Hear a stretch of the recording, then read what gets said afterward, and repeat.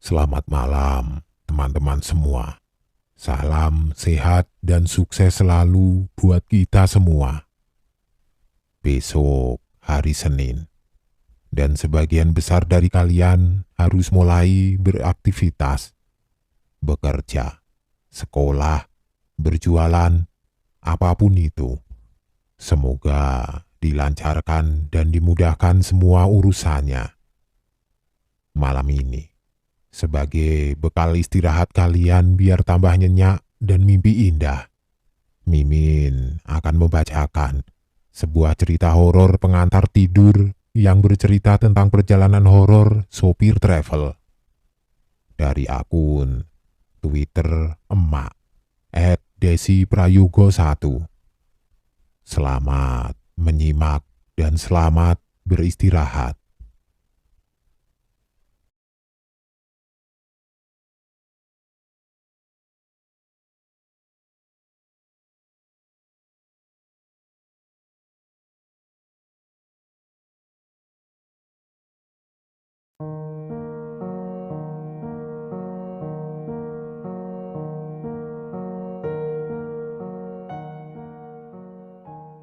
Narasumber kali ini adalah Mas Bekti. Di sini Mas Bekti akan membagikan satu pengalaman horor dalam hidupnya. Pengalaman ini merupakan kali pertamanya bisa berinteraksi dengan sosok-sosok tidak kasat mata. Juga merupakan pengalaman pertamanya ketika memutuskan untuk menjadi seorang driver mobil travel. Sejak tahun 2015, Mas Bekti memutuskan untuk beralih profesi sebagai seorang driver sebuah mobil travel setelah namanya masuk dalam jajaran nama-nama pegawai yang terkena PHK.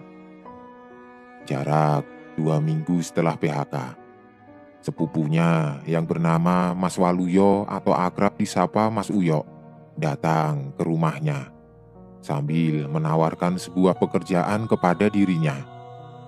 Momennya itu pas sekali.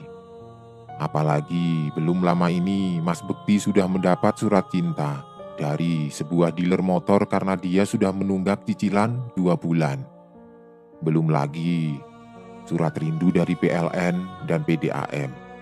Benar-benar membuat jantung berdetak cepat. Pikiran melayang-layang, susah tidur dan tidak nafsu makan. Ditambah notifikasi BPJS dan wali murid yang menambah deras air matanya. Berasa ingin berteriak, tapi sungkan dengan istrinya yang sedang hamil tua. Benar-benar sebuah hidup yang sangat-sangat complicated. Apalagi kalau dia berjalan ke arah dapur, pasti langsung bernyanyi, "Ingin ku teriak." Rasanya ingin tidur saja dan bermimpi menjadi raja di film Hurem. Entah apa namanya. Pokoknya yang ada permaisurinya yang namanya Hurem. Kedatangan sepupunya ini seperti membawa angin segar dalam hidupnya.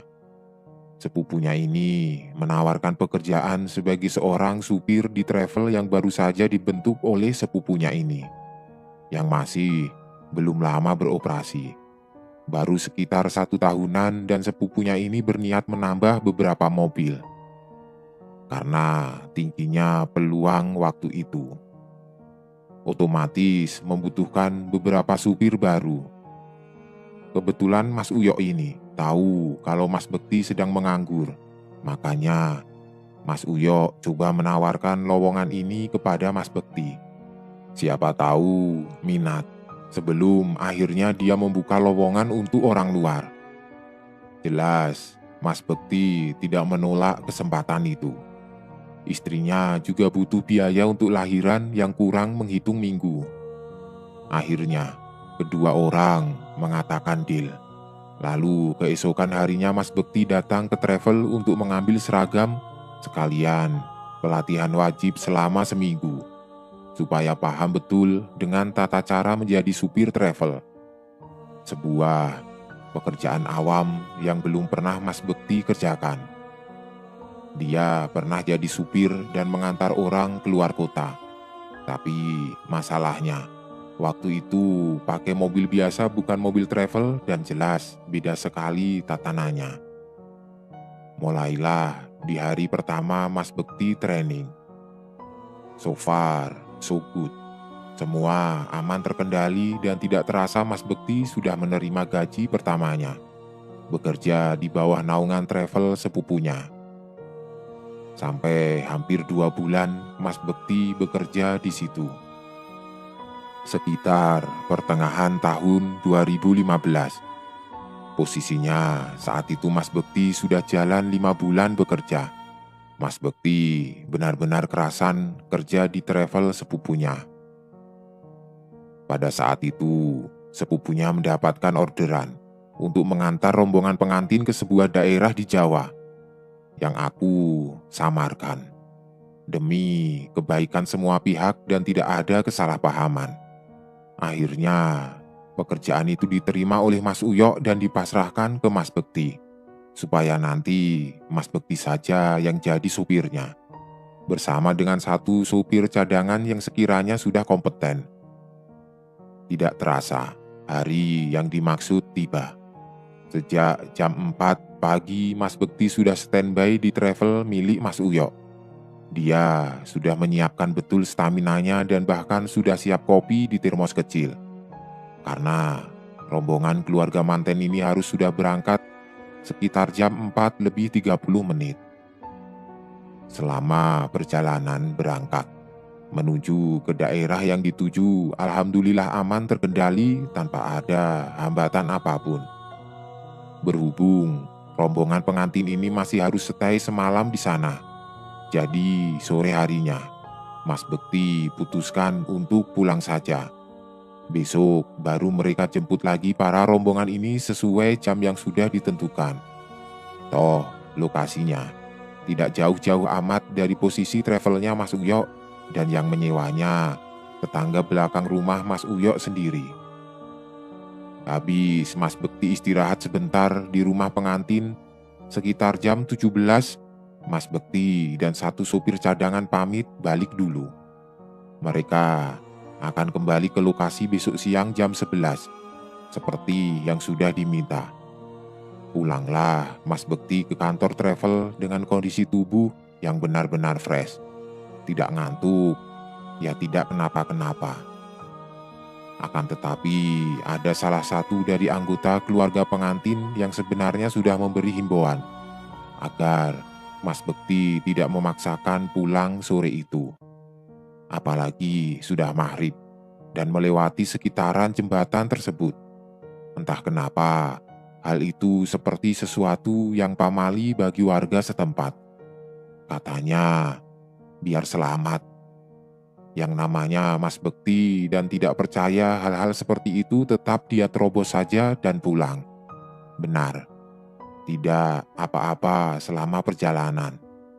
Tetapi entah kenapa, ada perasaan tidak enak di hati Mas Bekti saat mengingat pesan dari orang yang berbicara seputaran pamali tersebut. Sedangkan temannya itu tidur di salah satu bangku tengah. Jadi yang terjaga di mobil travel itu cuma Mas Bekti.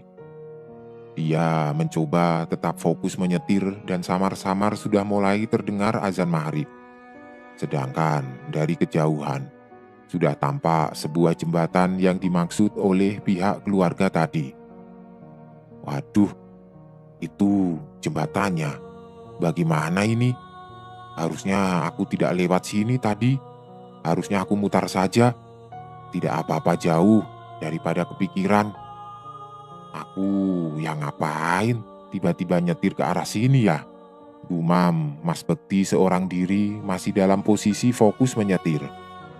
Daripada mikir aneh-aneh, Mas Bekti berzikir sebanyak mungkin dalam hati sembari membunyikan klakson 3 kali. Biasanya orang-orang kalau lewat tempat-tempat aneh suka membunyikan klakson. Jadi Mas Bekti inisiatif saja seperti itu. Oh iya, sebenarnya berangkat ke lokasi tadi tidak melewati situ. Hanya saja jalan pulangnya diarahkan menuju ke jalan itu. bisa memutar ke jalan lain, tapi jarak tempuhnya lebih jauh dan lebih lama. Tapi biasanya warga sekitar memilih untuk lewat jalan yang jauh daripada lewat jalan dekat jembatan itu. Selesai membunyikan klakson. Sepintas tidak ada apa-apa dan yang ada hanyalah keheningan suasana sekitar. Tidak tampak kendaraan yang lewat satupun selain kendaraannya. Mas Bekti mau membuka jendela untuk merokok saja takut karena saking sepinya. Dia melewati jalan tersebut sambil diiringi suara azan maghrib berkumandang. Dengan harapan suara azan itu bisa menjadi pelindung dan penenang selama dia melewati jalanan sekitar. Memang benar, dia sedikit lebih tenang dan tampaknya semua berjalan baik-baik saja. Mas Bekti terus berjalan tanpa berhenti sedikit pun. Pas ketika dia hendak membenarkan kaca tengah mobilnya supaya bisa mengamati temannya masih tidur atau bagaimana. Tiba-tiba, mata Mas Bekti melotot bukan main setelah selesai membenarkan posisi kaca tengah itu.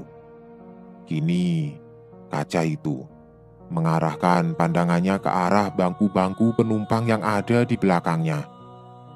Matanya terbelalak lantaran dia melihat ada seorang perempuan berwajah pucat memakai baju seperti daster lengan panjang, selutut, dengan penampakan warna bajunya yang sudah lusuh serta kotor, dan rambutnya sangat berantakan. Masalahnya, itu siapa? Siapa perempuan yang duduk di bangku paling belakang? Perasaan berangkat tadi dia cuma berdua dengan kawannya dan sepanjang perjalanan dia tidak berhenti sama sekali. Terus, bagaimana bisa perempuan itu naik ke travelnya? Pertanyaan terbesar di batin Mas Bekti adalah, itu manusia apa setan? Mata perempuan itu terus mengamati ke arah kaca tengah, seolah mengamati Mas Bekti dengan tatapan yang kosong. Mas Bekti coba membangunkan temannya itu, malah tidak bangun-bangun. Yang ada, temannya itu malah asik ngorok di bangku tengah tanpa mempedulikan panggilan Mas Bekti. Rasanya mau menangis dan gemes sendiri. Sedangkan perjalanan ini semakin lama, kok malah terasa makin jauh. Seakan dia setak berputar-putar di area dekat jembatan itu saja. Makin lama, keanehan lainnya juga terjadi secara bersamaan. Tahu-tahu muncul kabut tebal sampai menghalangi pandangannya Mas Bekti.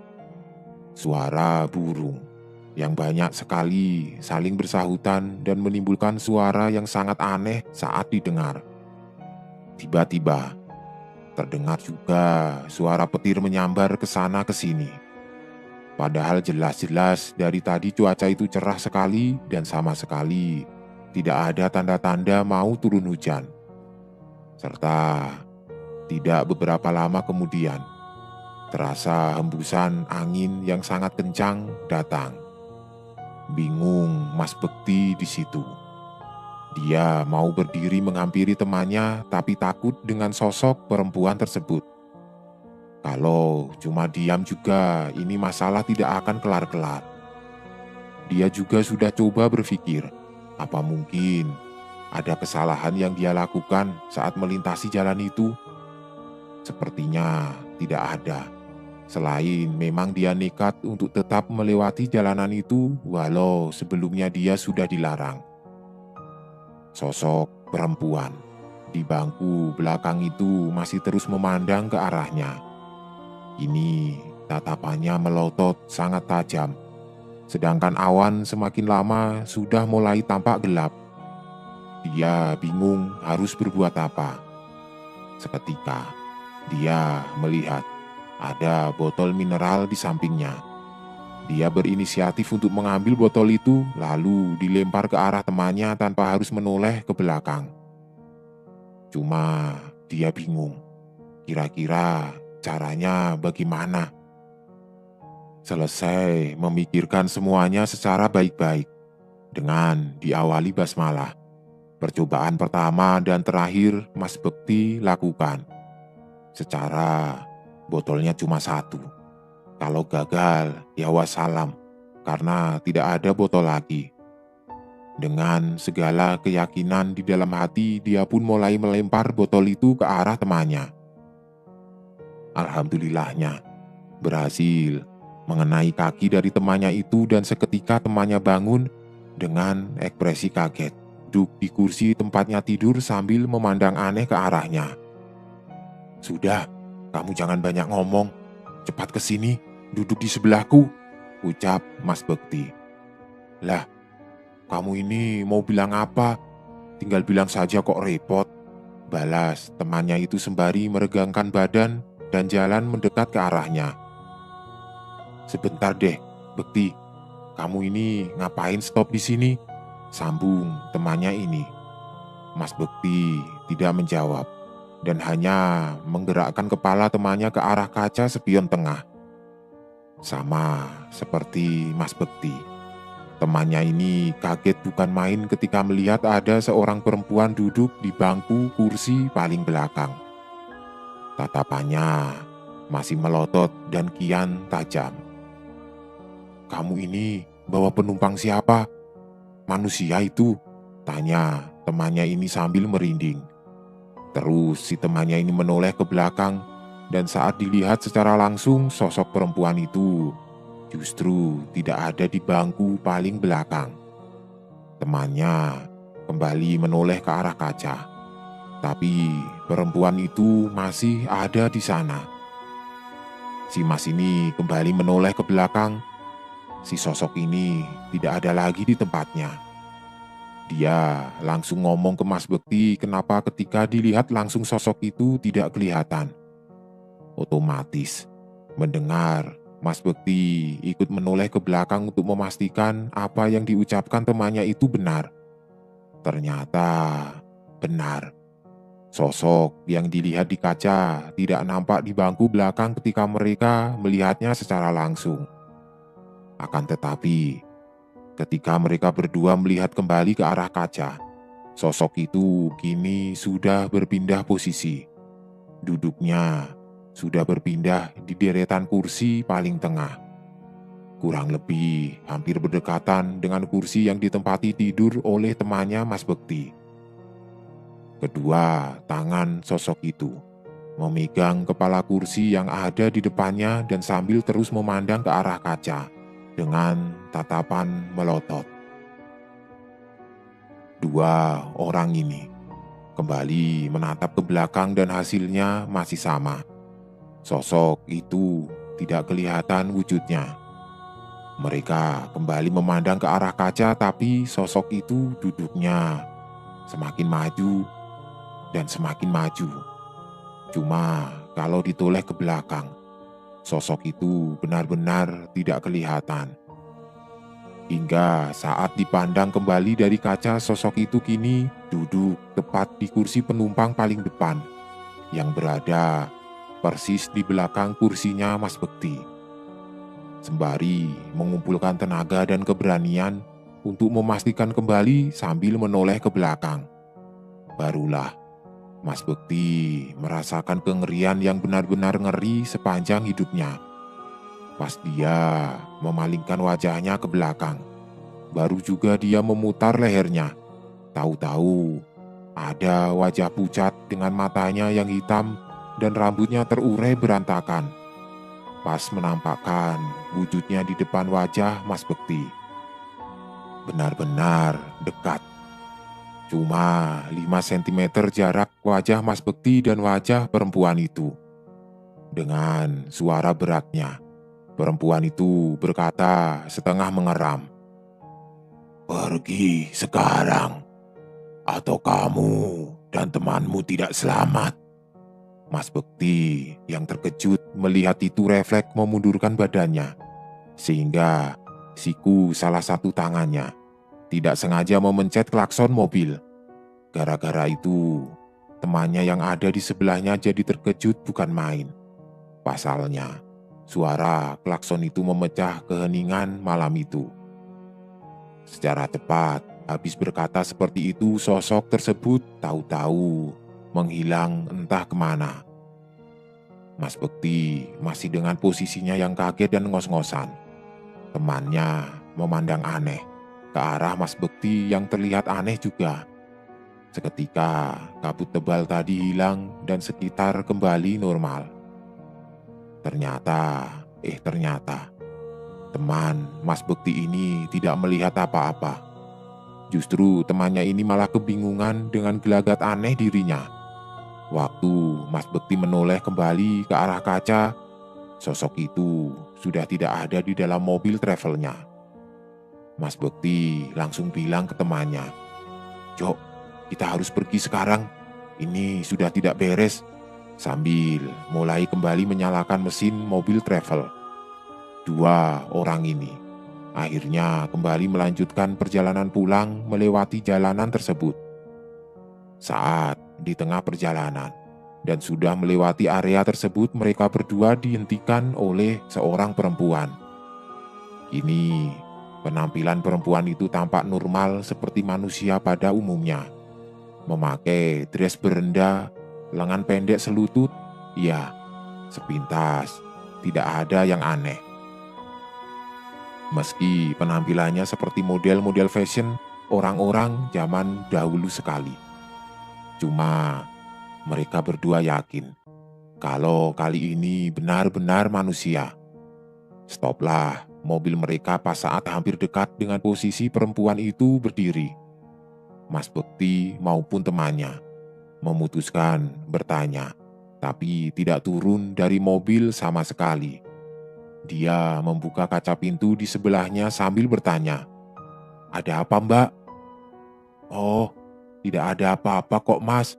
Saya cuma minta maaf atas perbuatan kakak saya. Maaf kalau tiba-tiba kakak saya mengganggu perjalanan kalian. Saya sarankan kalian belok jalanan sebelah kiri sana, terus lurus saja. Nanti ada belokan ke kanan. Lah, Masnya ikutin saja jalur itu. Nanti sekitar 20 menit kemudian, Mas sudah tiba di jalanan besar." Jelas perempuan manis itu. Sedangkan Mas Bekti maupun temannya pandangannya fokus ke arah yang ditunjuk oleh si perempuan yang entah siapa namanya. Pada saat Mas Bekti sudah paham dengan penjelasan si Mbak ini dan menoleh kembali ke arah posisi Mbak untuk berterima kasih. Tahu-tahu, si Mbak yang ada di pinggir jalan itu sudah menghilang entah kemana perginya. Di situ sama sekali tidak ada rumah-rumah warga dan hanya ada hamparan sawah sepanjang mata memandang.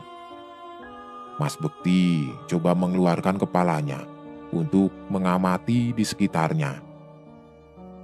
Tapi sosok mbak-mbak ini tetap tidak terlihat di mana-mana. Feeling mereka sudah tidak enak waktu itu.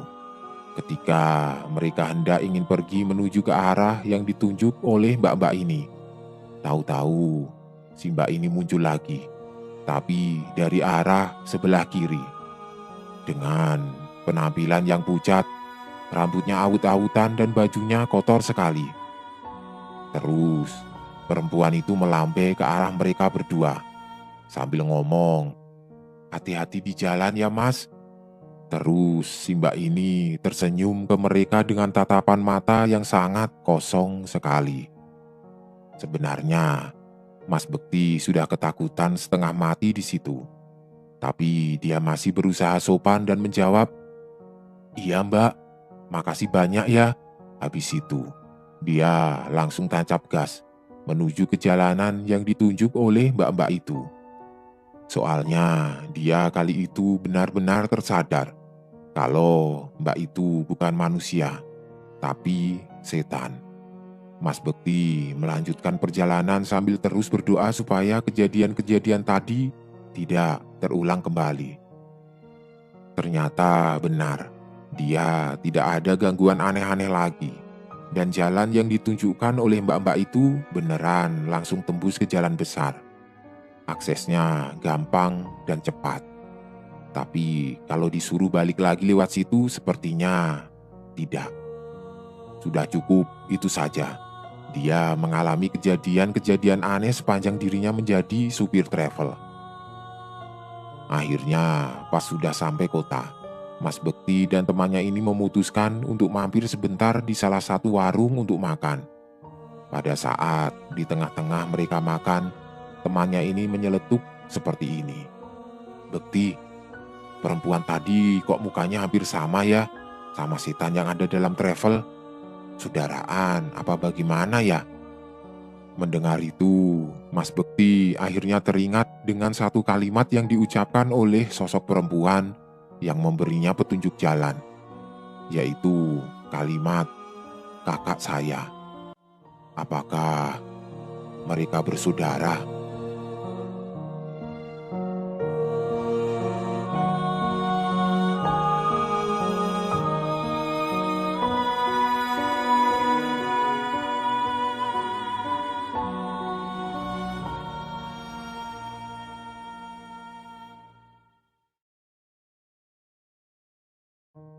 Sebuah cerita horor dari akun Bri Story akan Mimin bawakan buat kalian semua, penikmat cerita-cerita horor di channel spesial horor. Semoga kalian suka, semoga kalian terhibur. Jadi langsung saja, selamat menyimak cerita horor kali ini dari awal hingga akhir cerita. Kalau kalian masih berani. Om Heri ini adalah satu-satunya anak kakek yang sukses jadi sarjana. Beliau kuliah di salah satu universitas yang ada di Semarang, universitas yang cukup terkenal. Aku mau bercerita tentang pengalaman beliau ketika masih tinggal di Semarang. Jadi beliau ini ketika lulus kuliah tidak langsung mudik ke kampung halaman, tapi mencoba untuk mencari pekerjaan di Semarang. Om Heri bilang, waktu itu sekitar akhir tahun 80-an, sarjana pun sudah susah cari pekerjaan. Sehingga pekerjaan apapun akan Om Heri ambil asalkan dibayar. Sambil menunggu dapat pekerjaan yang serap di hati. Akhirnya beliau memberanikan diri untuk menerima satu tawaran pekerjaan yang agak unik. Pekerjaannya adalah pengemudi mobil pengantar jenazah. Aku akan bercerita pengalaman Om Heri ketika menjalani pekerjaan yang cukup unik ini. Yang penakut tidak usah meneruskan mendengarkan. Sebenarnya waktu itu Om Heri sempat ragu untuk memenuhi panggilan wawancara kerja itu. Surat panggilan berasal dari yayasan yang menaungi salah satu rumah sakit swasta yang cukup besar di kota Semarang. Karena tidak ingin lama-lama menganggur, akhirnya Om Heri membulatkan tekad untuk memenuhi undangan wawancara. Pada surat undangan tertera kalau Om Heri ditawarkan untuk posisi sopir, belum ada penjelasan sopir apa. Gedung rumah sakitnya cukup besar. Yang Om Heri tahu, rumah sakit itu sudah berdiri puluhan tahun. Dengan arsitektur bangunan lama, gedung ini terlihat sedikit menyeramkan. Ditemani seorang teman yang bernama Fuad, Om Heri berjalan memasukinya.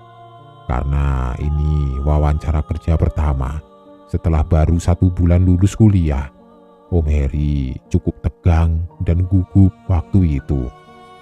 Tapi alhamdulillah, singkatnya wawancara berjalan lancar. Om Heri diberi kesempatan beberapa hari untuk berpikir apakah menerima pekerjaan itu atau tidak. Sebenarnya Om Heri yang meminta waktu, karena Om Heri cukup kaget ketika mendengar detail pekerjaannya. Apa yang bikin kaget Om Heri? Karena ini bukan pekerjaan sebagai sopir biasa, melainkan sebagai sopir mobil pengantar jenazah. Selang beberapa hari, dan dengan pertimbangan matang, akhirnya Om Heri memutuskan untuk menerima pekerjaan itu. Hitung-hitung sambil menunggu mendapatkan pekerjaan yang sreg di hati. Hari pertama bekerja, Om Heri langsung diperkenalkan dengan kendaraan yang akan Om Heri gunakan sebagai pengantar jenazah. Mobil van berwarna putih, produksi Amerika buatan tahun 70-an. Pada waktu itu pun, mobil sudah cukup tua, hampir 20 tahun umurnya, tanpa lampu sirine di atasnya. Om Heri juga ditugaskan untuk merawat mobil dikala sedang tidak menjalankan tugas, karena tidak setiap hari juga ada orang yang meninggal di rumah sakit itu atau di tempat lain. Om Heri harus memastikan mobil dalam keadaan siap pakai pada saat dibutuhkan. Ada peristiwa aneh di mobil ini ketika awal bekerja. Pada suatu siang, Om Heri ngantuk berat. Mungkin sebelumnya terbiasa tidur siang karena pengangguran. Om Heri pun mencoba tidur di bagian belakang mobil. Oh iya, mobil van ini pada bagian belakangnya ada tempat duduk memanjang dari depan ke belakang pada sisi kanan kirinya. Di tengah-tengah ada ruang yang disiapkan untuk keranda jenazah. Nah, di kursi panjang di belakang itulah Om Heri terlelap. Di dalam tidur, Om Heri bermimpi aneh. Di dalam mimpi, Om Heri seperti tersadar dan ternyata Om Heri tertidur di atas keranda jenazah. Di kanan kiri duduk orang-orang yang tidak Om kenal. Mereka berwajah asing dengan raut muka yang sedih dan ada yang menangis juga. Dalam kebingungan, Om Heri coba menggerakkan badan untuk berdiri. Ternyata badan tidak bisa digerakkan sama sekali, tidak bisa digerakkan. Kenapa begitu? Karena ternyata tubuh Om Heri terbungkus kain kafan dengan ikatan persis seperti pocong. Om Heri panik. Om Heri ketakutan. "Mas Heri, bangun mas!" Tiba-tiba, Om Heri terbangun oleh suara Pak Slamet. Pak Slamet adalah karyawan rumah sakit itu juga. Kebetulan beliau melihat Om Heri tidur sambil mengigau di dalam mobil jenazah. Setelah kejadian itu, Om Heri tidak pernah lagi tidur di dalam mobil itu karena tidak berani. Setelahnya, rata-rata sekitar 1 minggu sekali, Om Heri mengantarkan jenazah. Kadang ada yang diantar ke rumah duka, ada pula yang diantar langsung ke peristirahatan terakhir, yaitu pemakaman. Pada awalnya agak aneh dalam menjalani pekerjaan ini, tapi lama-kelamaan Om Heri jadi terbiasa dengan suasananya. Walaupun banyak kejadian seram yang Om Heri alami selama hampir 1 tahun menggeluti pekerjaan ini. Dan kali ini, Om Heri akan bercerita salah satu kejadian seram yang terjadi pada sekitar 6 bulan setelah mulai bekerja. Om Heri masih ingat, malam itu diharuskan menjemput jenazah di rumah duka yang letaknya di daerah Barusari, bagian selatan kota Semarang. Rencananya, jenazah akan dimakamkan malam itu juga di kota Solo, cukup jauh memang. Perjalanan ke Solo waktu itu memakan waktu sekitar 3 jam. Sekitar jam 8 malam, Om Heri tiba di rumah duka. Om memarkir mobil jenazah di depan rumah, hanya terlihat beberapa orang berdiri menyambut. "Tunggu sebentar ya mas, jenazahnya sedang disiapkan," ucap salah satu orang yang ada di situ. "Iya pak, saya tunggu," jawab Om Heri sambil tersenyum. Yang Om tahu, jenazah yang akan diantarkan adalah laki-laki berumur 45 tahun yang meninggal mendadak pada siang harinya karena serangan jantung. Rumah duka kali ini suasananya agak berbeda. Sebelum-sebelumnya, Ketika Om Heri datang ke rumah duka, suasana terbilang ramai dengan keluarga atau tetangga. Kali ini, walaupun rumahnya terbilang rumah besar dan cukup mewah, namun hanya sedikit orang yang terlihat. Di dalam rumah juga hanya ada beberapa orang yang terlihat mengaji di sekeliling jenazah. Cukup sepilah untuk ukuran rumah yang sedang berkabung. Tiba-tiba, dari dalam rumah, ada pergerakan orang-orang yang mengangkat jenazah. Om Heri langsung cepat-cepat menuju mobil dan menyalakan mesin. Benar saja, beberapa orang mengangkat keranda keluar rumah. Om Heri membuka pintu belakang dan membantu orang-orang tersebut memasukkan jenazah ke dalam mobil. Selesai, jenazah beserta kerandanya sudah berada di dalam mobil. Pintu belakang pun ditutup. Om Heri langsung bersiap di belakang kemudi. Oh iya, dalam bertugas, Om Heri selalu sendirian. Jarang sekali ada yang menemani. Ada yang aneh lagi. Kok orang-orang yang mengangkat jenazah tadi langsung masuk semua ke dalam rumah, meninggalkan Om Heri sendirian di dalam mobil. Sebelumnya, ada satu orang yang bilang, "Mas, tunggu sebentar ya." "Baik Pak," jawab Om Heri. Setelahnya, bapak itu juga ikut masuk ke dalam rumah. Selama sekitar 15 menit, Om Heri duduk di belakang kemudi. Hanya berdua di mobil bersama jenazah. Entah apa yang dilakukan keluarga di dalam rumah. Tiba-tiba, pintu depan sebelah kiri ada yang membuka dan masuk seorang bapak berkumis dengan penampilan agak gemuk dan menggunakan peci. "Ayo Mas, kita jalan," ucap bapak itu sambil tersenyum. "Baik Pak, kita hanya berdua saja di mobil ini Pak," tanya Om Heri. "Bertiga Mas, ada anak saya di belakang." Om Heri langsung menengok ke belakang dan benar saja, sudah ada seorang remaja laki-laki yang duduk di samping jenazah. "Kapan anak itu masuk ke mobil?" umam Om Heri dalam hati. "Kita tidak menunggu anggota keluarga yang lain Pak?" tanya Om lagi. "Tidak perlu Mas, nanti juga tiba di Solo bebarengan," jawab bapak itu. Tidak ambil pusing, Om Heri langsung menjalankan mobil ke arah Solo. Waktu itu jam menunjukkan pukul 9 malam. Selama dalam perjalanan, mereka bertiga lebih banyak diam, hanya sesekali saja ada percakapan. Itu pun karena Om Heri yang melempar pertanyaan dan bapak itu hanya menjawab seperlunya. Apalagi anaknya yang duduk di belakang, bisa dihitung dengan jari satu tangan jumlah bicaranya.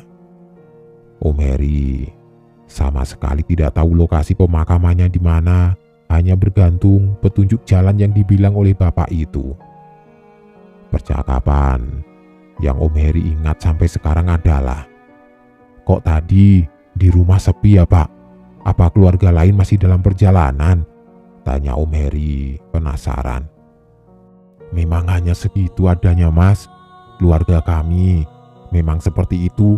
Jarang ada yang peduli dengan anggota keluarga besar lainnya," jawab sang bapak dengan nada datar. Setelah itu, Om Heri mendengar remaja yang duduk di belakang menangis terseduh-seduh.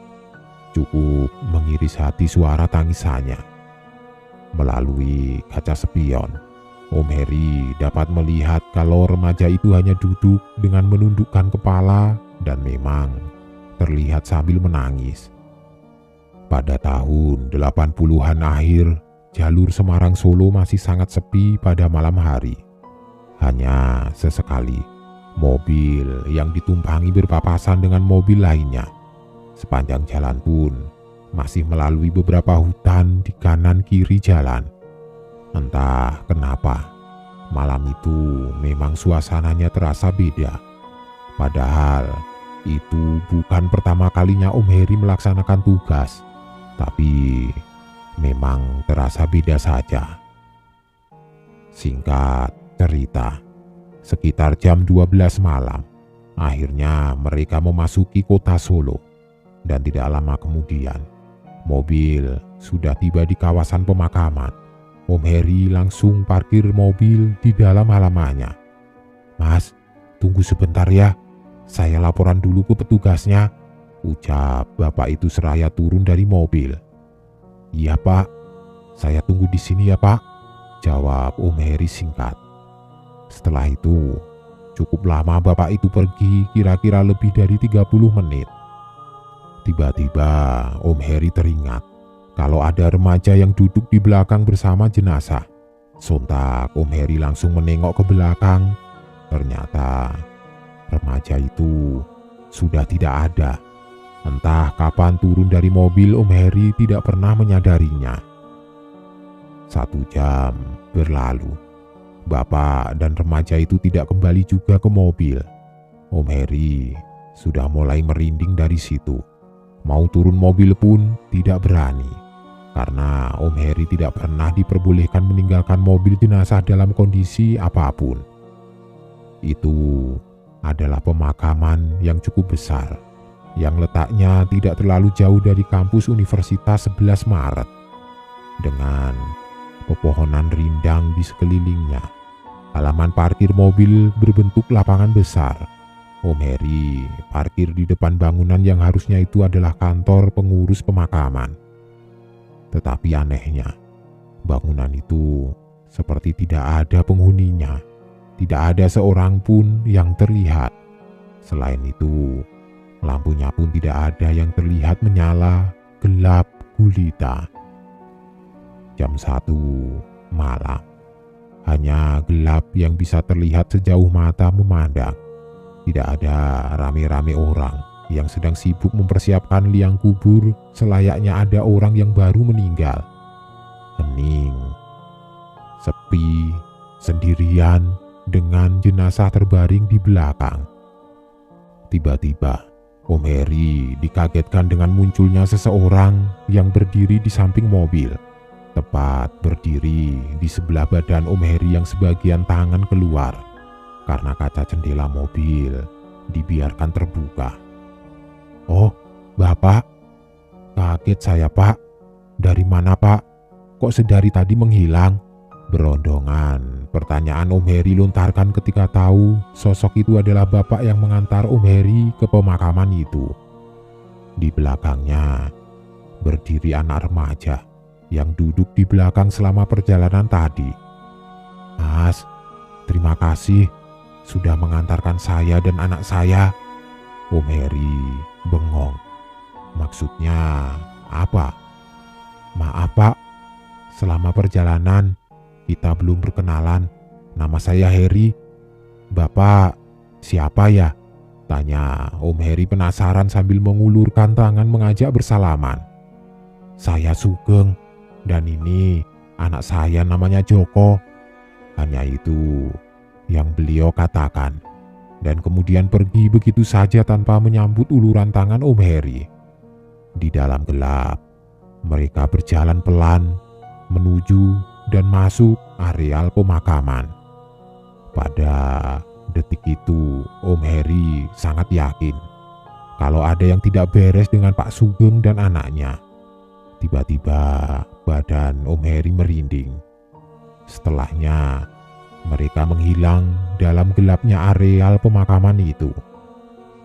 Kembali, Om Heri ditinggal sendirian.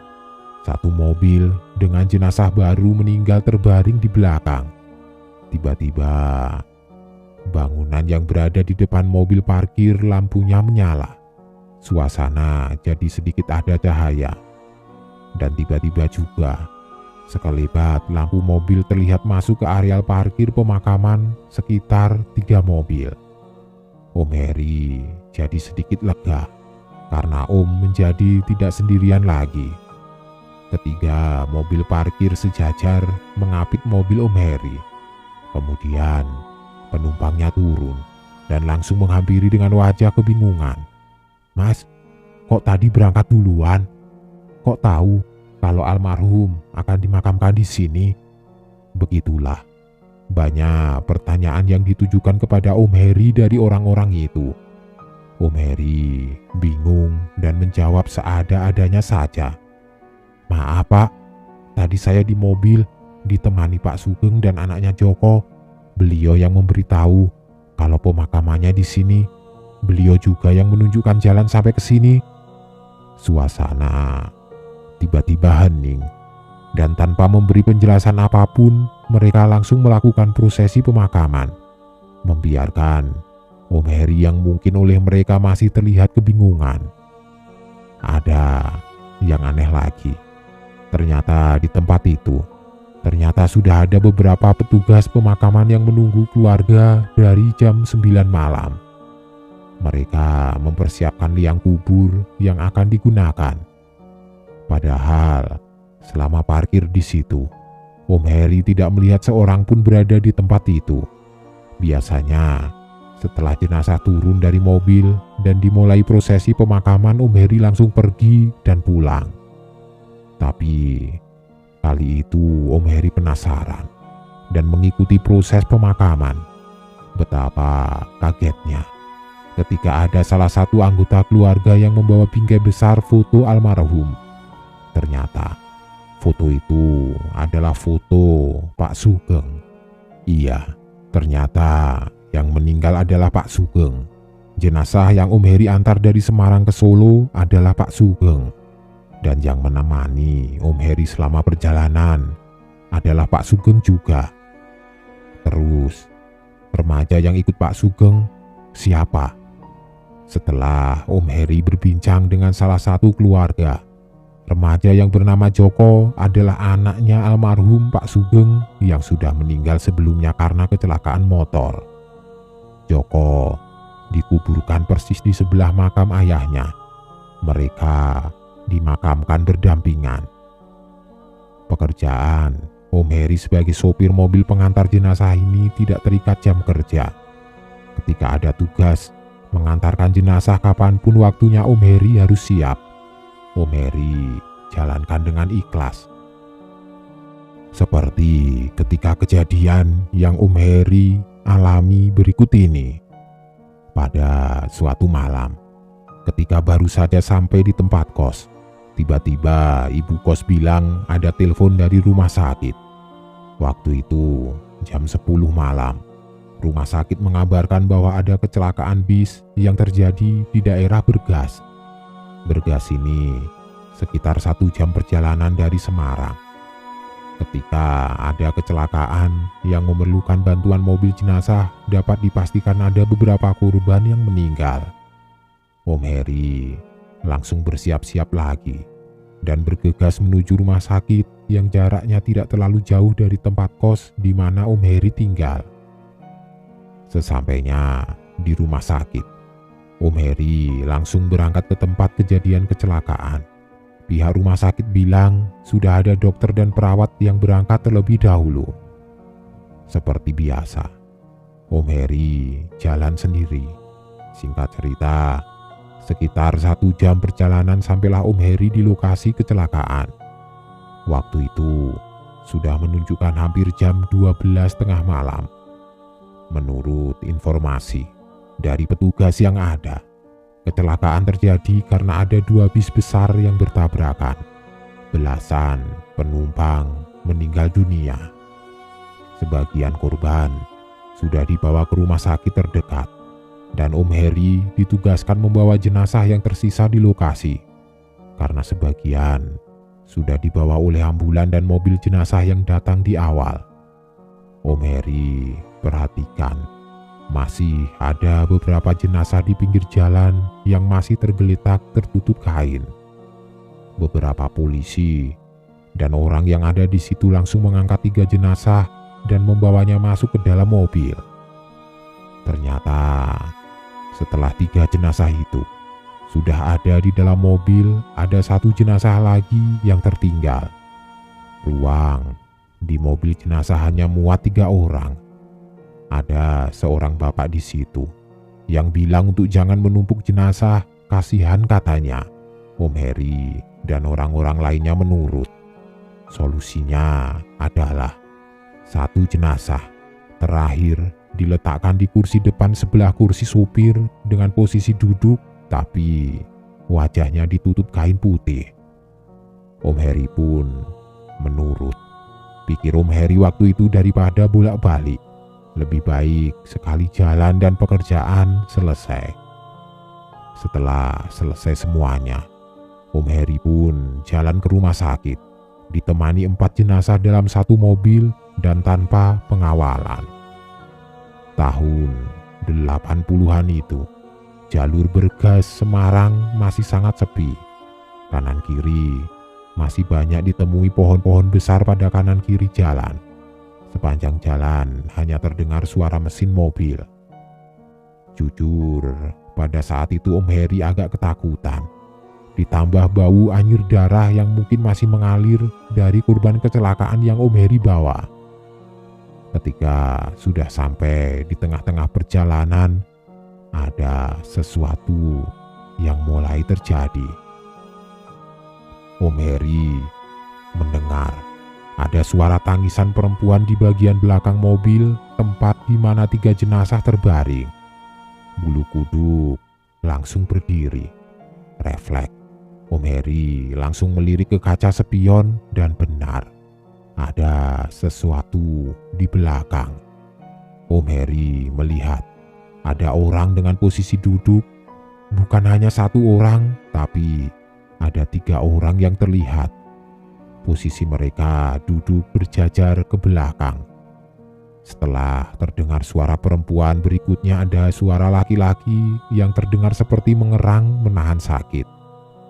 Sekali lagi, Om Heri melirik ke kaca spion. Ternyata yang duduk di belakang adalah 1 laki-laki dan 2 perempuan. Om Heri membaca doa sebisanya. Ketakutan, mau berhenti pun tidak berani. Karena kanan kiri jalan tidak terlihat ada rumah penduduk. Yang ada, Om Heri pun langsung mempercepat laju kendaraan agar cepat sampai tujuan.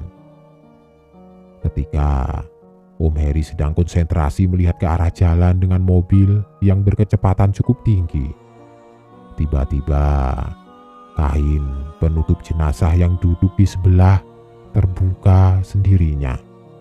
Terlihatlah wajah jenazah itu, wajah laki-laki yang berlumur darah. Sampai detik itu pun, Om Heri sudah amat sangat ketakutan. Ditambah dengan suara perempuan menangis dan erangan laki-laki yang menahan sakit di bagian belakang mobil. Itu belum selesai.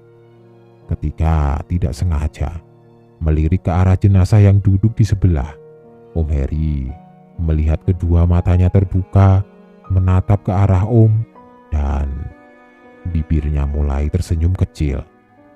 Entah itu hanya perasaan Om Heri saja atau bagaimana.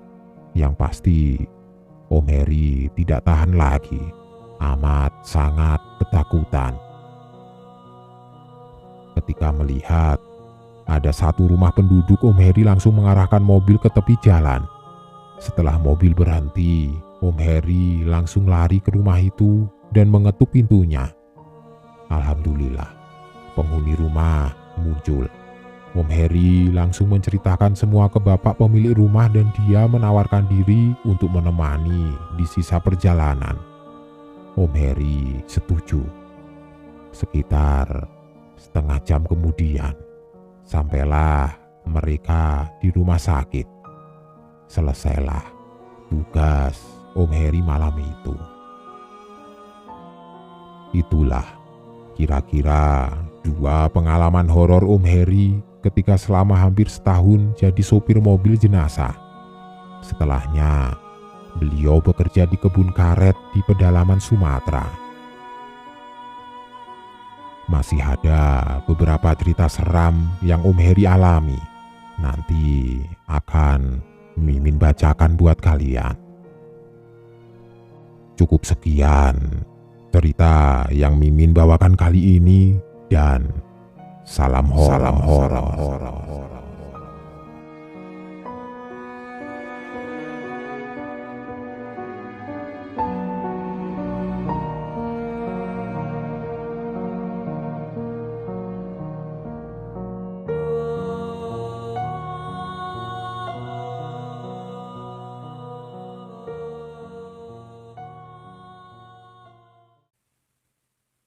teman-teman penikmat cerita-cerita horor di channel spesial horor dimanapun kalian berada. Jumpa lagi bersama Mimin di sini. Kali ini Mimin akan membawakan sebuah cerita horor dari akun Twitter @hororpsikologis yang berjudul Ambulan Mogok. Buat kalian yang sudah tidak sabar dengan ceritanya, langsung saja selamat menyimak kalau kalian masih berani. Langit sore itu tampak muram, diselimuti awan kelabu yang tebal. Rintik hujan mulai turun membasahi jalanan kota yang lengang. Di balik kemudi ambulan tua berwarna putih, Pak Sahid, seorang sopir mobil ambulan dan jenazah dengan pengalaman kerja 8 tahunan ini, duduk dengan tatapan kosong. Pria parubaya itu baru saja menerima tugas untuk mengantar jenazah seorang anak ke rumah duka. Pak Sahid melirik arloji di pergelangan tangannya. Jarum pendek menunjuk angka 4, sedangkan jarum panjang sudah melewati angka 12.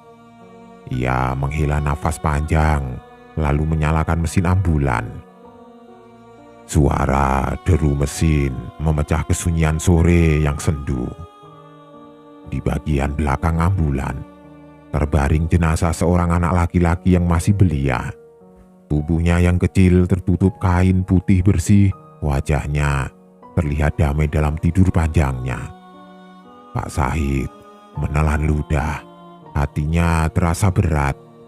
Ia sudah terbiasa dengan tugas seperti ini, tapi mengantar jenazah seorang anak selalu membuatnya merasa pilu.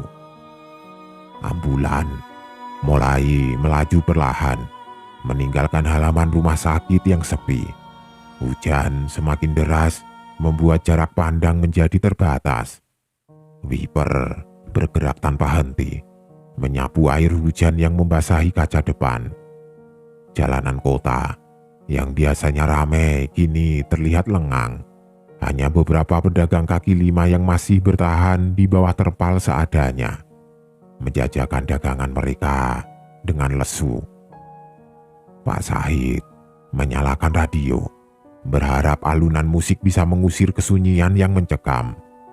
Namun suara musik dari radio tidak mampu menghilangkan perasaan gelisah yang menyelimuti Pak Sahid.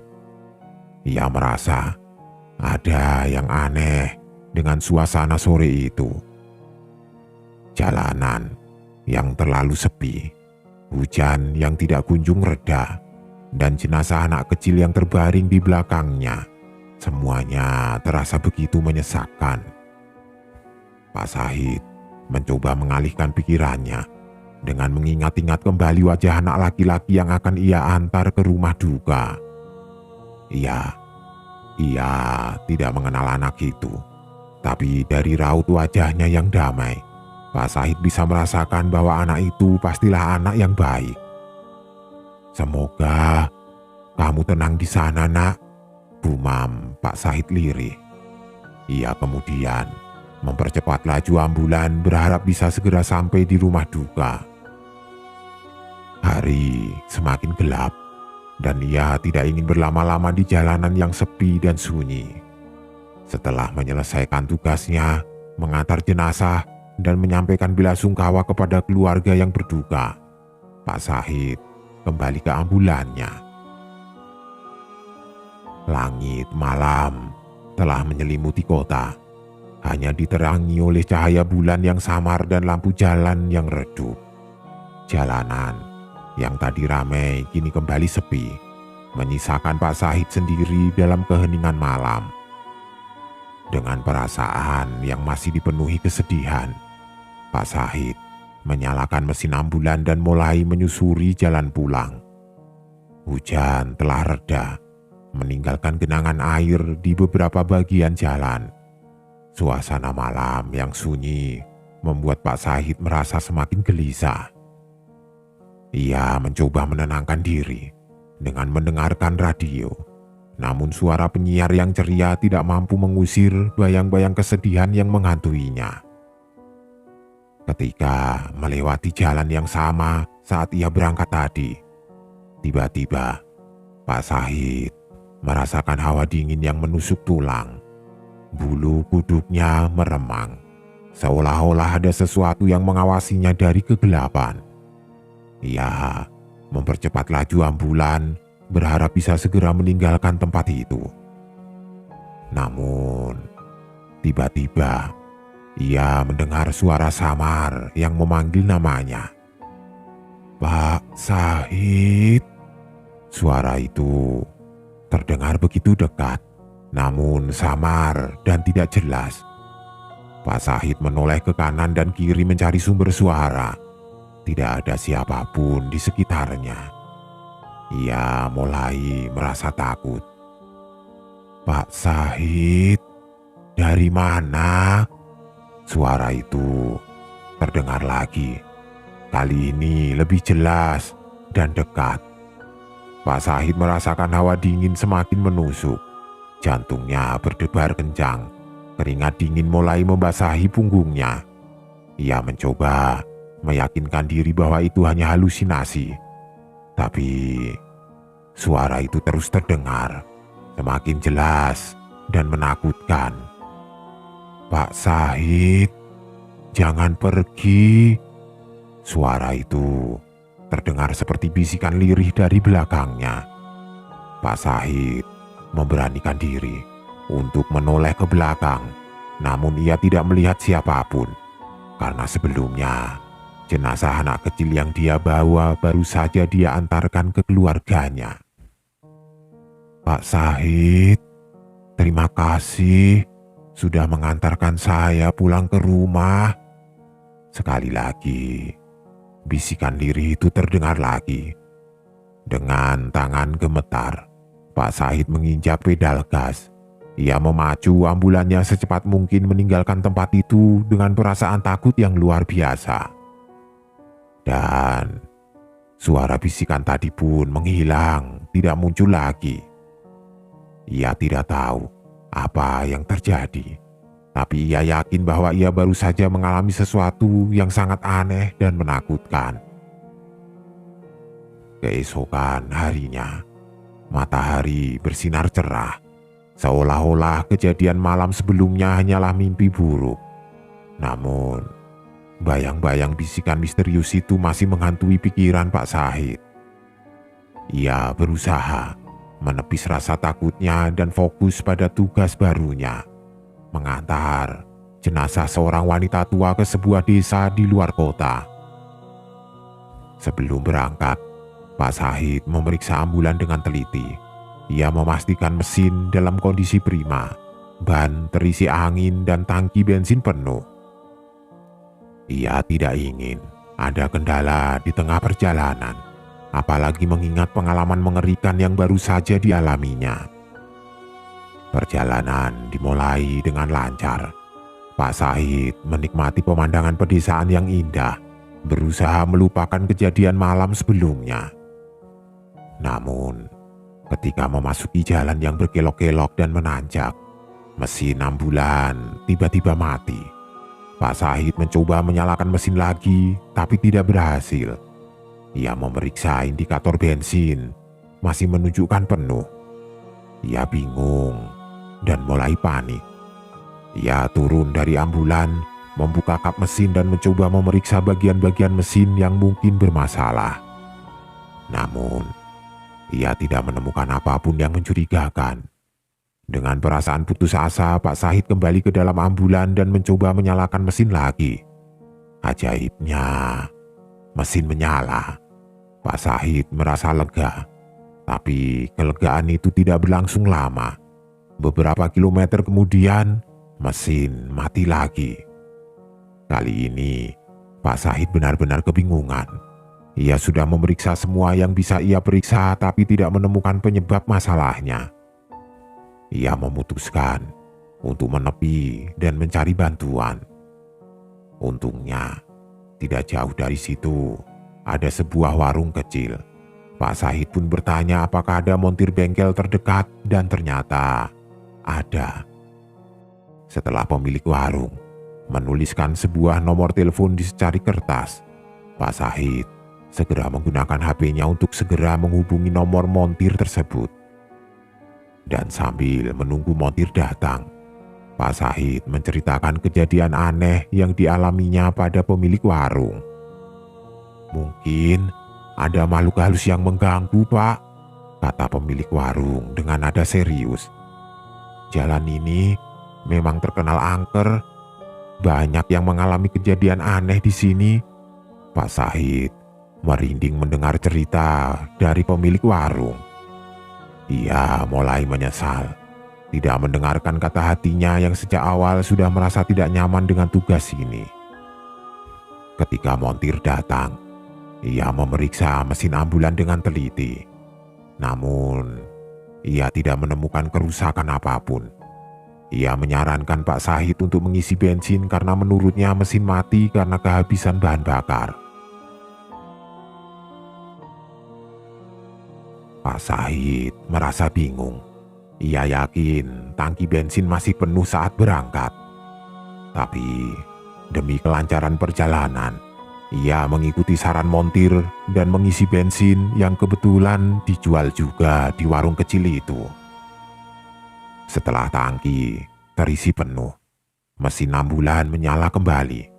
Pak Sahid merasa lega, tapi ia masih dihantui rasa penasaran tentang apa yang sebenarnya terjadi. Perjalanan berlanjut, membawa Pak Sahid semakin jauh ke dalam wilayah pedesaan. Jalanan semakin sempit dan berliku dengan pepohonan rimbun di kedua sisinya. Hari mulai gelap dan kabut tipis mulai turun menyelimuti jalanan. Tiba-tiba, lampu depan ambulan padam. Pak Sahid terkejut dan langsung menginjak rem. Ia mencoba menyalakan lampu lagi tapi tidak berhasil.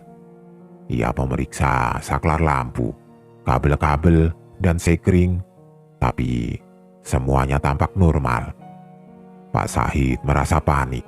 Ia tidak bisa melanjutkan perjalanan dalam gelap gulita seperti ini. Ia terjebak di tengah hutan, jauh dari pemukiman penduduk. Ia mencoba menyalakan lampu hazard, berharap ada kendaraan lain yang lewat dan bisa membantunya. Namun setelah menunggu beberapa saat, tidak ada satupun kendaraan yang lewat. Pak Sahid mulai putus asa. Ia merasa seperti sedang diuji oleh kekuatan gaib. Ia teringat kejadian-kejadian aneh yang dialaminya sebelumnya. Mulai dari bisikan misterius hingga mobil mogok yang tiba-tiba kehabisan bensin. Apakah ini semua ada hubungannya dengan jenazah yang aku antar? Gumam Pak Sahid dalam hati. Ia memutuskan untuk turun dari ambulan dan mencari bantuan. Bermodalkan lampu senter dari HP-nya, ia berjalan menyusuri jalan setapak yang gelap, berharap menemukan rumah penduduk atau setidaknya sinyal telepon. Namun, setelah berjalan cukup jauh, ia tidak menemukan apapun. Hanya kegelapan dan suara-suara binatang malam yang membuatnya semakin takut. Pak Sahid kembali ke ambulan dengan perasaan putus asa. Ia duduk di kursi kemudi, memejamkan mata, dan berdoa memohon pertolongan. Ia tidak tahu harus berbuat apa lagi. Tiba-tiba, ia mendengar suara ketukan di jendela. Pak Sahid membuka mata dan melihat seorang kakek tua berdiri di samping ambulan. Kakek itu mengenakan pakaian tradisional Jawa dan membawa sebuah lentera minyak. "Ada yang bisa saya bantu, Nak?" tanya kakek itu dengan ramah. Pak Sahid terkejut melihat kakek tua itu muncul tiba-tiba di tengah hutan yang gelap. Ia merasa seperti melihat secercah harapan di tengah keputusasaan. Dengan cepat, ia membuka jendela ambulan dan menjelaskan masalahnya pada kakek tersebut. "Lampu depan ambulan saya tiba-tiba mati, Kek. Saya tidak bisa melanjutkan perjalanan dalam gelap seperti ini, keluh Pak Sahid. Kakek itu mengangguk-angguk, lalu mendekati bagian depan ambulan. Ia mengamati lampu depan dengan seksama lalu mengeluarkan sebuah obeng kecil dari saku bajunya. Dengan terampil, ia membuka kap mesin dan mulai memeriksa kabel-kabel dan sekring. Pak Sahid memperhatikan kakek itu dengan penuh rasa kagum. Ia tidak menyangka akan bertemu dengan seorang mekanik di tengah hutan seperti ini. Apalagi kakek itu terlihat sangat tua dan lemah, tapi ia bekerja dengan cekatan dan penuh semangat. Setelah beberapa saat, kakek itu menutup kap mesin dan tersenyum. "Sudah selesai, Nak. Coba nyalakan lampunya," katanya. Pak Sahid menyalakan mesin ambulan dan lampu depan pun menyala terang. Ia merasa lega dan berterima kasih pada kakek tua itu. "Terima kasih banyak, Kek. Bapak sudah menyelamatkan saya," ucap Pak Sahid dengan tulus. "Sama-sama, Nak. Lain kali, hati-hati ya kalau melewati jalan ini. Tempat ini memang terkenal angker," kata kakek itu sambil tersenyum. Pak Sahid mengangguk, lalu mengeluarkan beberapa lembar uang dari dompetnya. Ia ingin memberikan uang itu sebagai tanda terima kasih pada kakek tua itu. Namun, kakek itu menolak dengan halus. "Tidak usah, Nak. Saya ikhlas membantu. Anggap saja ini amal ibadah saya," kata kakek itu. Pak Sahid merasa terharu mendengar kata-kata kakek itu. Ia merasa beruntung bisa bertemu dengan orang yang begitu baik dan tulus di tengah situasi yang sulit seperti ini. Setelah berpamitan dengan kakek tua itu, Pak Sahid melanjutkan perjalanan. Ia merasa lebih tenang dan yakin setelah bertemu dengan kakek itu. Ia merasa bahwa kakek itu bukan hanya seorang mekanik biasa, tapi juga seorang penolong yang dikirim Tuhan untuk membantunya. Perjalanan selanjutnya berjalan lancar. Pak Sahid berhasil mengantarkan jenazah wanita tua itu ke tempat tujuan dengan selamat. Setelah itu, ia kembali ke kota dengan perasaan lega dan bersyukur. Kejadian-kejadian aneh yang dialaminya selama perjalanan itu meninggalkan kesan yang mendalam bagi Pak Sahid. Ia merasa bahwa ada kekuatan lain yang ikut campur dalam perjalanannya, kekuatan yang tidak bisa dijelaskan dengan logika. Sejak saat itu, Pak Sahid selalu berhati-hati dan waspada setiap kali bertugas mengantar jenazah.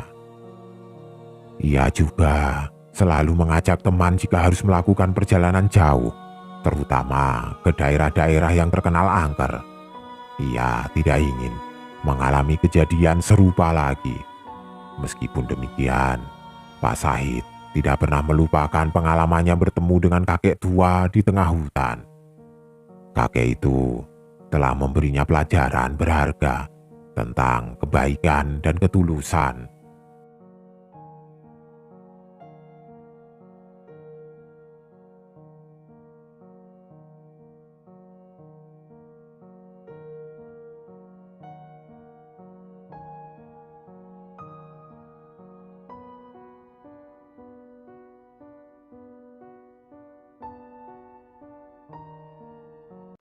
Kali ini, tidak hanya satu, ada 3 buah cerita horor yang akan Mimin bacakan buat kalian.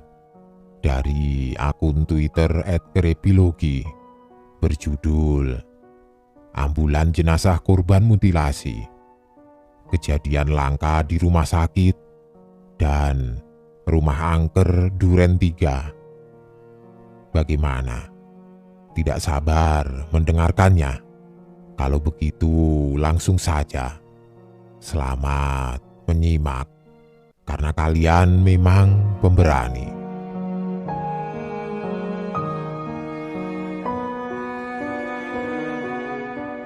Waluyo, 75 tahun, sepi dalam masa tua.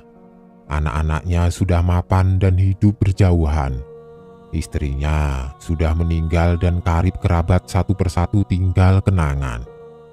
Waluyo tidak banyak mau. Yang penting hidup tenang dan mati dalam damai. Namun, yang sederhana pun kadang sukar terwujud. Saat istrinya meninggal beberapa tahun lalu, putra-putri Waluyo memberi saran agar ayahnya pindah ke panti jompo.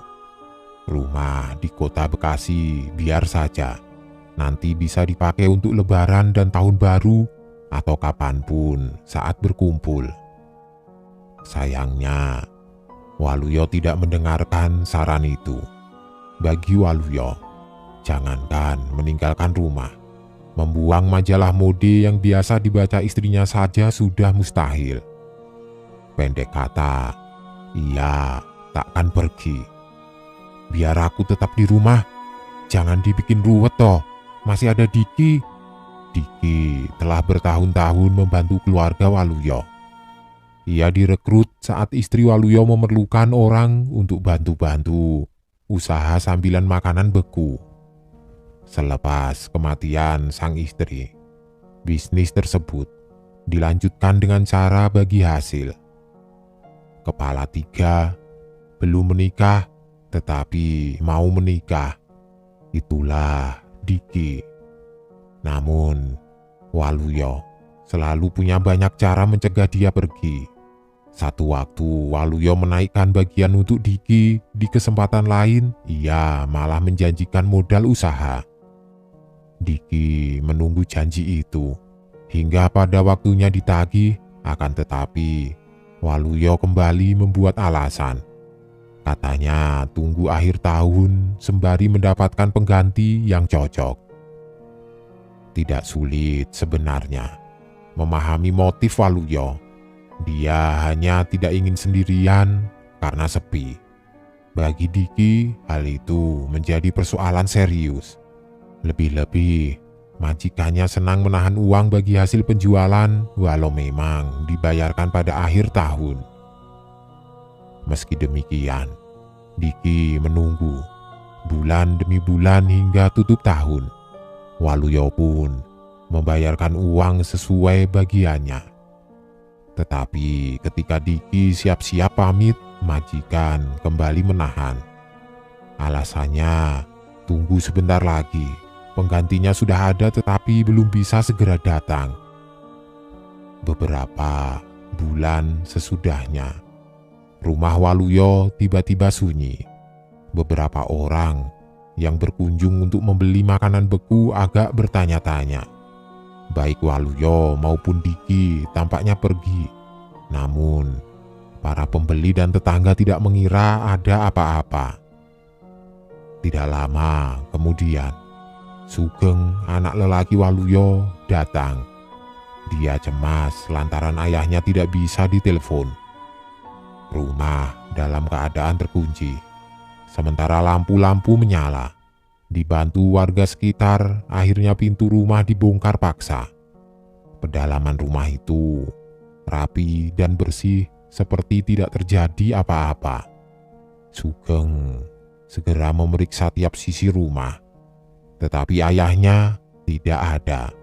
Begitupun Diki. Sugeng mengira Diki pergi membawa sang ayah. Sejumlah orang bersaksi bahwa 3 hari yang lalu Diki masih melayani pembeli. Malah siang harinya ia menerima pengiriman stok dari distributor. Sugeng pun membenarkan hal itu. Katanya ia menemukan freezernya penuh. Hari itu Sugeng memutuskan bermalam di rumah sang ayah. Ia juga sudah membuat laporan di kantor polisi, di samping terus mengumpulkan informasi dari semua pihak. Pagi harinya, Sugeng kembali menggeledah rumah ayahnya hingga hal-hal terkecil, berharap menemukan petunjuk dari situ. Dan ia akhirnya melihat kejanggalan dari penemuan sebuah gerinda tanpa mata di bawah meja dekat kamar mandi. Karuan saja, Sugeng langsung membongkar area sekitar situ, hingga ia menemukan beberapa helai rambut yang telah memutih menempel di tembok luar kamar mandi. Tampak pula bercak warna coklat di tembok itu. Firasat buruk menghantui. Lantas Sugeng meminta bantuan salah seorang tetangga untuk membongkar rumah. 1 jam kemudian, akhirnya terbukti kalau firasat buruk itu benar. Waluyo sudah tewas. Tubuhnya dipotong beberapa bagian dan ditaruh terpisah di bawah tumpukan makanan beku. Aparat kepolisian dapat mengungkap kasus itu dengan cepat. Diki ditangkap di tempat persembunyiannya yang masih di Jawa Barat. Ia mengaku gelap mata karena selain selalu dihalangi pergi, korban juga sering berkata kasar dan membentak. Adapun jasad korban, setelah selesai diperiksa guna melengkapi berkas acara pemeriksaan, segera dikembalikan agar bisa dimakamkan. Dalam hal ini, keluarga korban memilih penyedia jasa ambulan swasta. Usai ini, pagi itu sedang bersantai sambil memberi pakan ikan di halaman rumahnya, hingga sebuah panggilan masuk. Ada yang meminta jasa ambulan untuk mengantar jenazah dari Bekasi menuju Sragen. Ia juga diberitahu semua informasi yang berkaitan dengan jenazah. Lelaki itu tidak bisa menolak, bukan karena alasan cuan, melainkan karena sebagai penyedia ambulan. Ia memang tidak bisa menolak. Apalagi kalau sudah menyangkut jenazah, katanya wajib diterima meski uangnya tipis. Usai ini pun bergegas, mengingat akhir pekan. Ia bisa minta ditemani anaknya Ali untuk gantian menyetir. Singkat cerita, usai ini berangkat berdua siang hari pukul 2. Rencananya mereka akan berjalan beriringan dengan mobil anak-anak kurban. Biasanya, cerita Husaini, tiap kali membawa jenazah ia selalu merasakan adrenalin meluap. Entah mengapa, timbul dorongan untuk secepatnya sampai di tujuan. Namun, hari itu berbeda. Dia justru mengemudi lebih tenang. Mungkin disebabkan itu adalah pengalaman pertamanya membawa jenazah mutilasi. Meski ia sudah diberitahu kalau jenazah telah diperlakukan sedemikian rupa agar tetap nampak utuh. Ambulan Husaini menempuh rute melalui jalan tol Cikampek, Pantai Utara hingga Weleri, Salatiga, dan seterusnya. Jalur tol tahun itu belum selengkap sekarang. Baru keluar Cikampek, Husaini sadar mobilnya ternyata sudah terpisah dari iring-iringan. Sepanjang gilirannya menyetir, lelaki itu tidak menjumpai keanehan sedikit pun. Dia pun mengaku sebetulnya jarang betul mengalami kejadian yang mengherankan saat membawa jenazah. Malah menurutnya, membawa ambulan sama saja dengan mengangkut barang. Sehabisnya Weleri, Husaini digantikan Ali. Anaknya yang satu ini cukup mengerti jalan. Husaini mempercayakan perjalanan pada Ali sepenuhnya sehingga ia bisa beristirahat barang sebentar. Husaini tidak sadar berapa lama ia tertidur. Ali yang membangunkannya. "Pak, kita hampir sampai." Refleks Husaini melek. Ia melihat Ali berbicara pada seseorang minta ditunjukkan alamat. Segera ia sadar posisinya berada di sebuah jalan raya yang menghubungkan Sragen, Purwodadi. Dari titik itu rupanya sudah dekat ke alamat. Tanpa kesulitan berarti ambulan sampai di tujuan. Orang-orang langsung menyambut kedatangan jenazah dengan tangis duka yang meluap-luap. Jenazah lekas diturunkan, lalu dibawa ke sebuah rumah. Itu adalah rumah orang tua Waluyo yang ditempati adik ragilnya. Jenazah Waluyo direncanakan untuk dimakamkan malam itu juga di pemakaman terbatas milik keluarga. "Jam berapa sekarang?"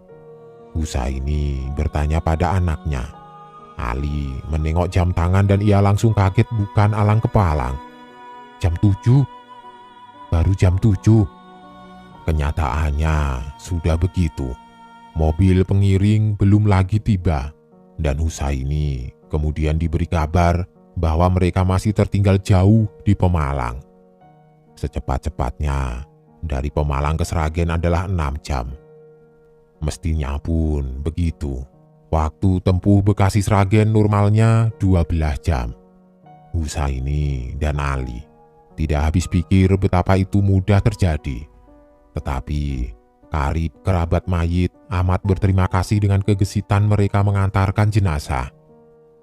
Kata Sugeng, "Tidak apa-apa, dimakamkan saja segera, lebih cepat lebih baik," ujar seseorang kepada Husaini. Jadi, apa yang menimpa mereka berdua?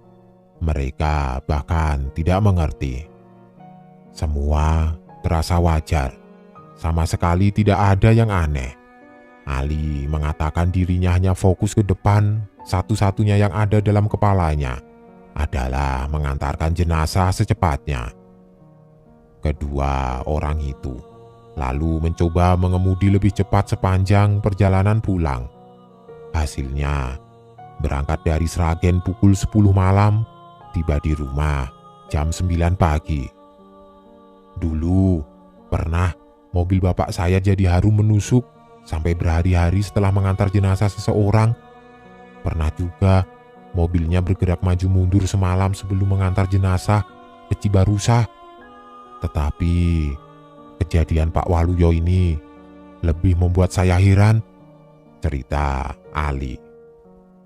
Peristiwa ini berlangsung tahun 2006 atau 2007.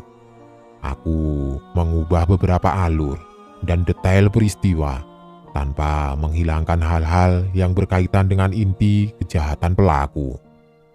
Pembunuhan disertai mutilasi kerap terjadi di wilayah Bekasi sejak dulu.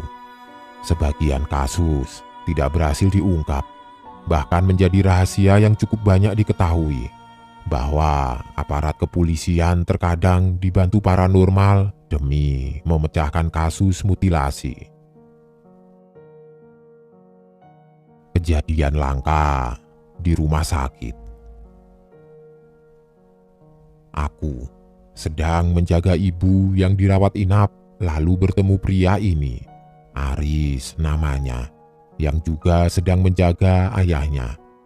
Perjumpaan berlangsung beberapa kali di kantin RSUD Bekasi, hingga ia menuturkan pengalamannya beberapa tahun sebelumnya yang begitu membekas, bahkan di benakku. Aris berkawan lama dengan seorang pria namanya Hashim. Kawan sejak kecil sampai SMA. Hubungan mereka lalu terpisah lantaran Aris pindah dari Bekasi ke Indramayu pada awal dekade 1990-an. Di era itu, sekali berpisah anggap saja tidak akan jumpa lagi. Waktu berlari larat tidak bisa dikejar. Aris lulus kuliah, bekerja. Ayahnya pensiun, ibunya wafat, lalu ia pindah pekerjaan sampai terdampar lagi di Bekasi. Untuk kali ini gantian dia yang merawat sang ayah. Bukan kebetulan, Aris memilih rumah di daerah Rawalumbu. Masa kecilnya hingga beranjak dewasa berkisar di sana. Oleh karenanya, suatu hari ia mencoba mengorek masa lalunya, mendatangi lingkungan yang dulu. Namun kenyataan hampir semua sudah berubah. Hashim telah lama pindah. Ada yang berkata Hashim pindah masih di seantero Bekasi. Ibunya sudah meninggal saat pindah sebelum tahun 1995. Namun, Bekasi itu bukan barang kecil. Lebih luas bahkan dibanding Singapura dan Jakarta jika digabung. Aris belum menyerah. Benak sudah tanggung bernostalgia, maka dicarinya kawan lamanya di Facebook. Ia tanyai teman-teman SMA satu persatu. Namun hasilnya nol. Kata mereka, Hasyim benar-benar lenyap setelah lulus. Mulai dari situ pencarian berakhir.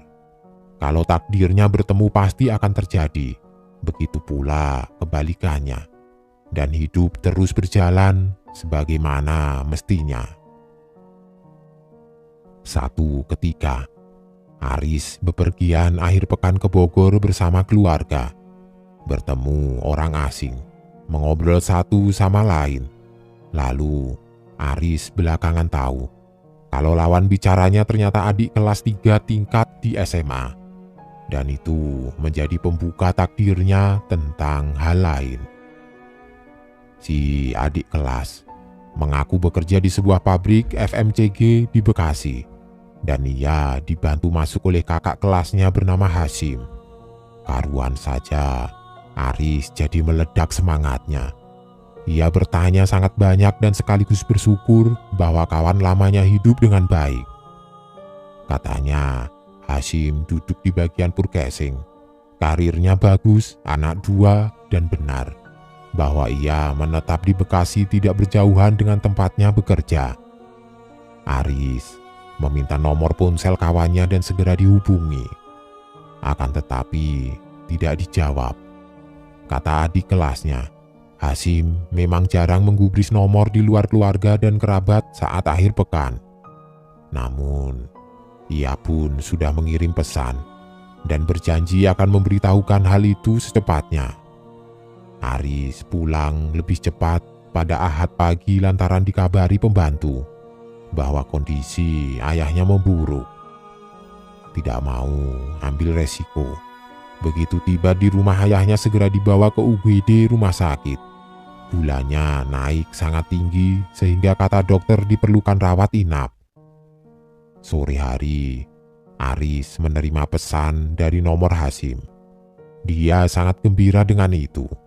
Hasyim berjanji akan menghubunginya lagi setelah ia pulang dari Lampung untuk sebuah acara tur klub motor yang diikutinya.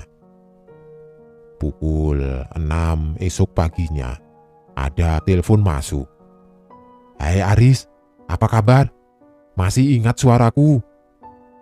"Hasyim kan? Ah, lama tidak ketemu. Apa kabar? Maaf, aku langsung merepotkanmu. Tadi malam aku jatuh dari motor. Aku dibawa ke RSUD Kota Bekasi. Yang ku butuh adalah darah AB. Lantas langsung ingat kamu. Kamu mau? Oke, aku segera ke sana." Aris tiba di rumah sakit 1 jam kemudian. Sayangnya, nyawa Hasyim tidak tertolong. Waktu kematiannya pukul 6:50, kata dokter yang menangani Hasyim. Korban mengalami pendarahan hebat di bagian perut akibat tertancap besi proyek jalan.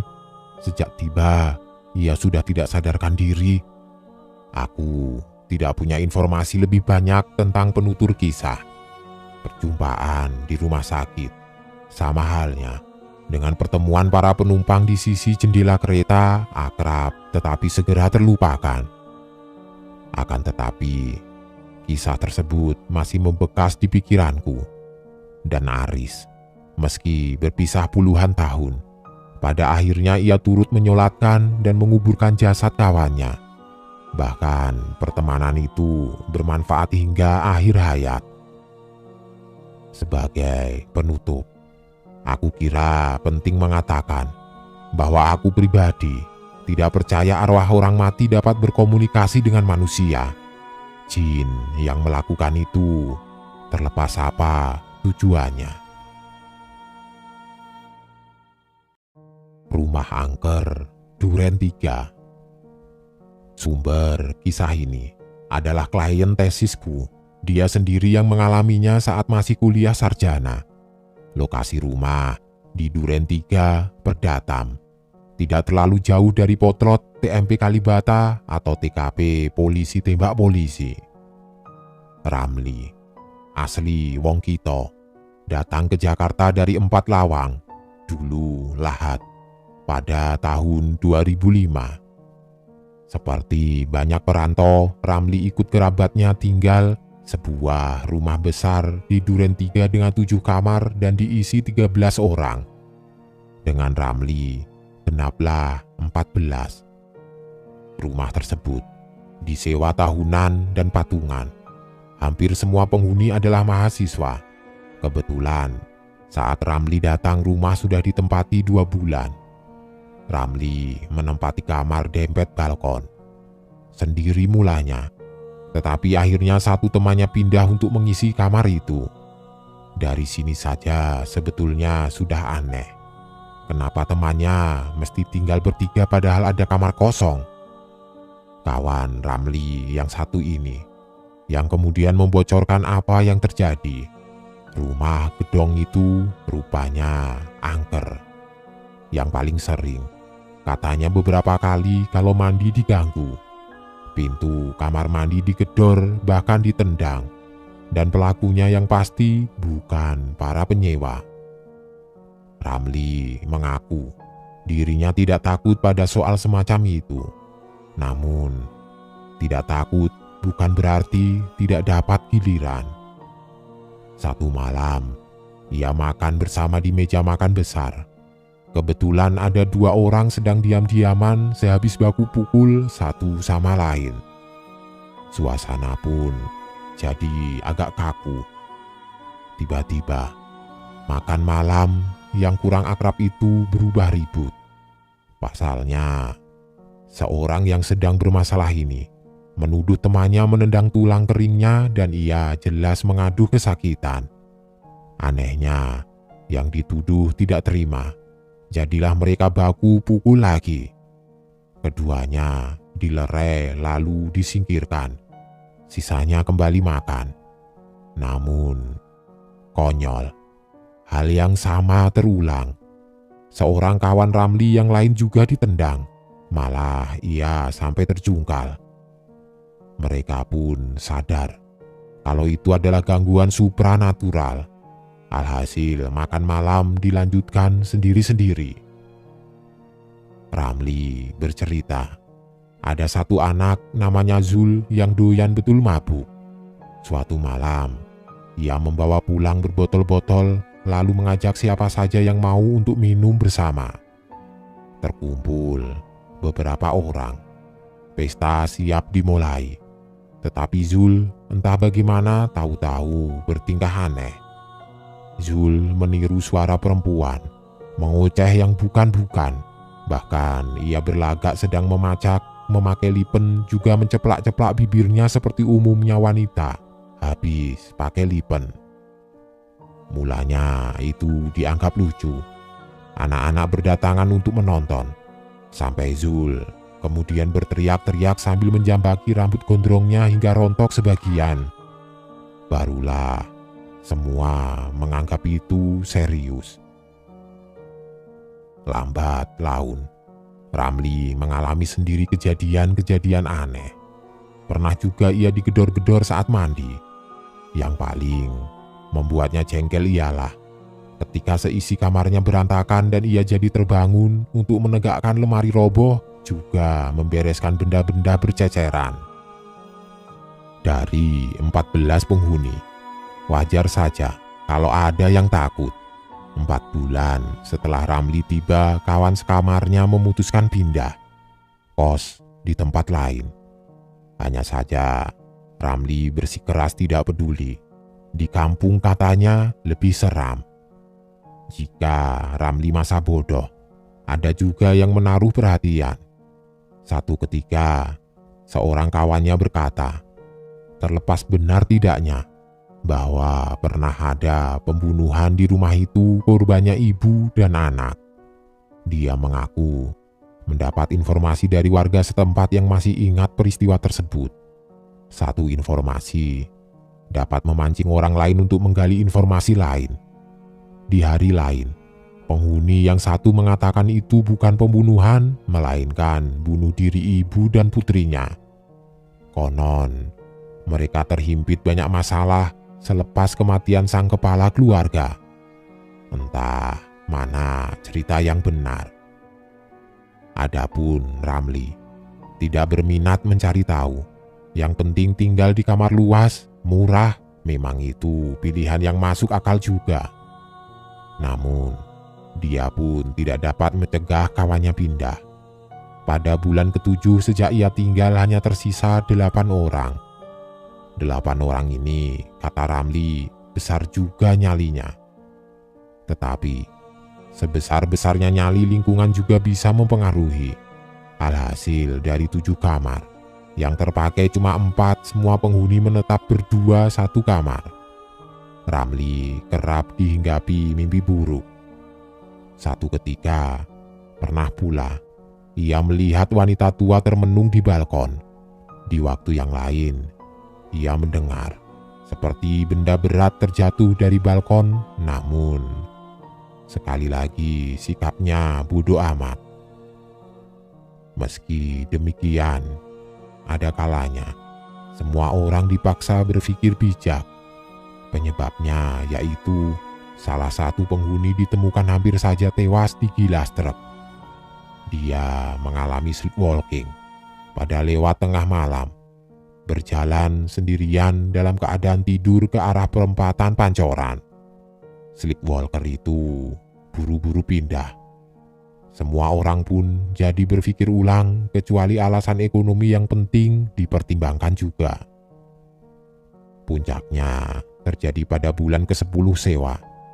Ceritanya 7 orang berkumpul di balkon sambil bergitar, lalu perkumpulan itu mendadak dikacaukan suara perempuan tua sedang memarahi seseorang.